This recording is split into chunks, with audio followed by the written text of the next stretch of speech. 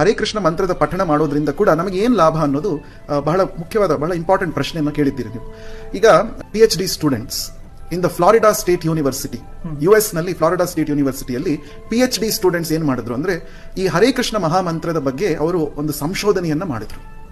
So ಅದಕ್ಕೆ ಏನ್ ಮಾಡಿದ್ರು, ಒಂದು 40 ದಿವಸಗಳ ಕಾಲ ಒಂದು 30 ಅಥವಾ 40 ಜನ youngsters of all different ages ಅವರೆಲ್ಲ ಕೂರಿಸ್ಕೊಂಡು ಅವರ ಕೈಯಲ್ಲಿ ಈ ಜಪವನ್ನು ಮಾಡಿಸಿದ್ರು, ಹರೇ ಕೃಷ್ಣ ಮಹಾಮಂತ್ರವನ್ನ ಜಪ ಮಾಡಿಸಿದ್ರು.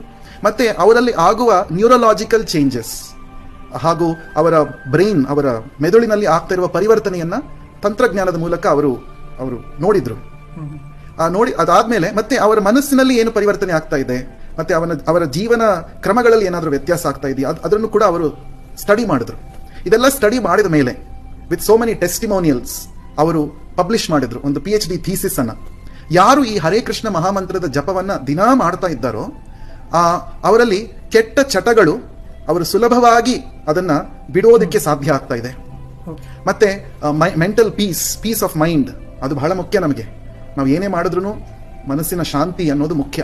ಸೊ ಮೆಂಟಲ್ ಪೀಸ್ ಅನ್ನು ಕೂಡ ಜನರು ಅನುಭವಿಸ್ತಿದ್ದಾರೆ.